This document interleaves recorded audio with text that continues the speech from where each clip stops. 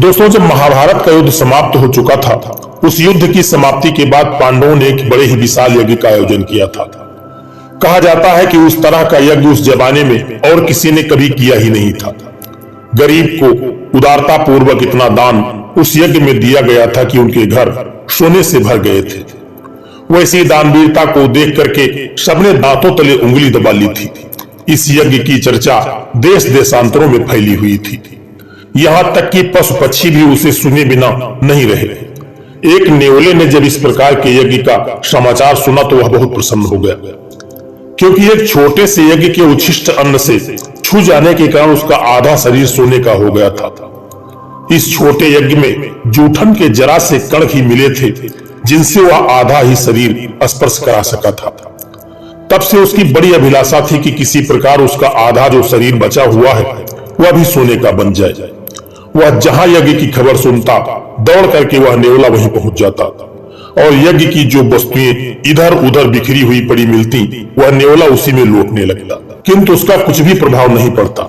इस बार इतने बड़े यज्ञ की चर्चा को सुन करके नेवले की खुशी का ठिकाना नहीं हुआ और वह बिना देरी किए हुए उसकी जूठन में लौटने के लिए उत्साहपूर्वक वहां से चल दिया। कई दिनों की यात्रा करने के बाद बड़ी ही कठिनाई से उस यात्रा को उस नेवले ने पूरा किया और वह यज्ञ स्थल पर पहुंच गया। वहां की कीच, जूठन, यज्ञ स्थली आदि में बड़ी व्याकुलता के साथ वह नेवला लौटने लगा। एक बार नहीं कई बार वह उन स्थानों पर लौटा और बार बार आंखें फाड़ फाड़ करके अपने शरीर को देखने लगा कि मैं सोने का हुआ या नहीं, परंतु बहुत करने पर भी उसका कुछ फल नहीं हुआ।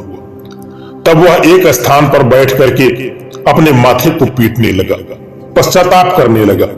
वह नेवला सोचने लगा कि मैं नाहक ही यहाँ तक दौड़ करके आया था, इतनी कठिनाई के साथ मैं इस यज्ञ स्थल पर पहुंचा, लेकिन जो सोचकर मैं यहाँ आया था वह कुछ भी नहीं हुआ।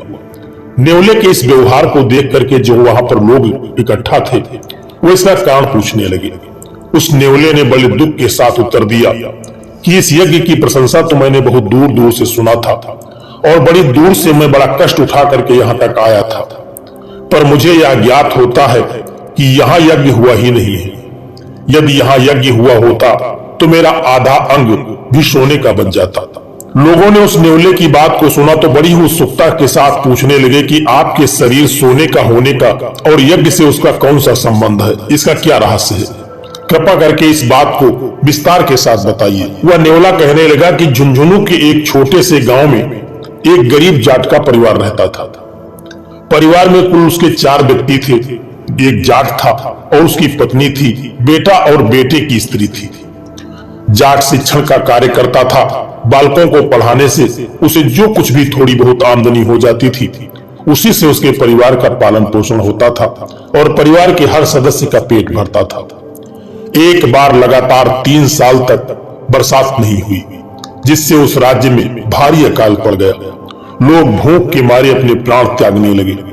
ऐसी दशा में वह जाट का परिवार बड़ा कष्ट सहन करने लगा। कई दिन के बाद आधे भोजन की व्यवस्था, जब आधे पेट भोजन की व्यवस्था बड़ी कठिनाई से हो पाती थी, वे बेचारे सब के सब भूख के मारे सूख करके काटा हो गए थे। एक बार कई दिन बीत गए थे, उन्होंने भोजन नहीं किया था। उनका उपवास चल रहा था, क्योंकि उन्हें कहीं खाने के लिए अन्न नहीं मिला था। कई दिन के बाद थोड़ा सा बाजरे का जब आटा उनको मिला तो उस परिवार ने उसकी 4 रोटियां बनाई।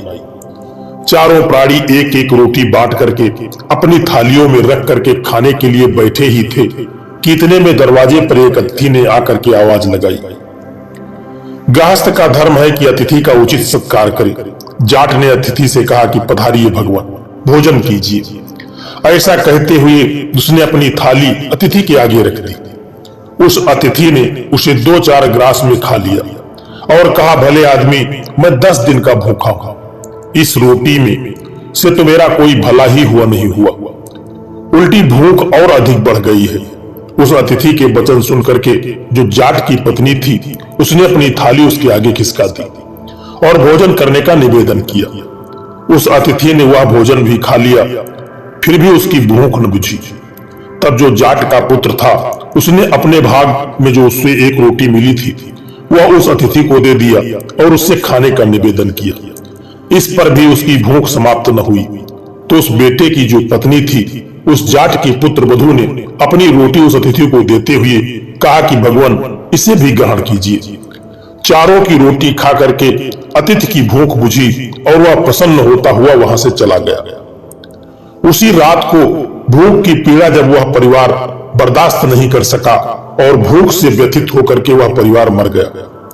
मैं उसी परिवार की झोपड़ी के निकट रहता था। नित्य की तरह बिल से बाहर निकला तो उस अतिथि सत्कार से बची हुई कुछ जूठन के कण इधर उधर पड़े हुए थे। वे मेरे जितने शरीर से स्पर्श करते गए उतना ही मेरा शरीर सोने का बनता गया। मेरी माता ने मुझे बताया कि किसी महान यज्ञ के कण जब लग जाते हैं तो शरीर सोने का बन जाता है। इसी आशा के साथ मैं यहाँ आया था कि पांडवों का यह यज्ञ उस जाट के यज्ञ के समान तो हुआ होगा। इतना बड़ा विशाल यज्ञ, पर यहाँ के यज्ञ का वैसा प्रभाव देखा नहीं, तो अपने परिश्रम के व्यर्थ जाने का मुझे बड़ा दुख हो रहा है। वह नेवला कहने लगा कि दान देना एक पुण्य का कर्म है। दान करने से मनुष्य का इस लोक से परलोक में भी कल्याण होता है और मनुष्य को सद्गति मिलती है। दान करने से जीवन में अनेक तरह की परेशानियां दूर हो जाती हैं और दान करने से उसके कर्म सुधर जाते हैं, और जिस व्यक्ति के कर्म सुधर गए उसका भाग्य बनते देर नहीं लगती है। कहा जाता है हमारे शास्त्रों में, यहाँ तक के वर्णन है कि हमारे जो ऋषि मुनि थे उन्होंने अपनी हड्डियों तक का दान कर दिया था। दान एक हाथ से देने पर वह अनेक हाथों से वापस लौट करके व्यक्ति के पास आता है, लेकिन दान निस्वार्थ भाव से और श्रद्धा पूर्वक किसी की भलाई के लिए किया गया हो। दान करने से समस्त प्रकार के ताप मिट जाते हैं। दैहिक, आत्मिक, मानसिक ये ताप समाप्त हो जाते हैं, और दान करने से समस्त प्रकार के दोष, नक्षत्र दोष, पितृ दोष, मंगल दोष, काल प्रसर दोष आदि मिट जाते हैं। जरूरतमंद व्यक्ति को दान देने से उसकी सभी मनोकामनाएं पूरी हो जाती हैं, और दान करने से घर परिवार में किसी का कोई अनिष्ट नहीं होता है, और घर परिवार में जो भी संकट होता है वह समाप्त हो जाता है, और उसके परिवार में सुख और समृद्धि बनी रहती है। दान धर्म या यज्ञ का महत्व उसके बड़े परिणाम पर नहीं होता है, वरन करने वाले की भावना पर निर्भर है। एक धनी का अहंकार पूर्वक लाखों रुपए का दान करना एक गरीब के त्याग पूर्वक एक मुट्ठी भर अन्न की समानता नहीं कर सकता। भगवान के दरबार में चांदी सोने के टुकड़ों का नहीं, वरन पवित्र भावनाओं का मूल्य आंका जाता है।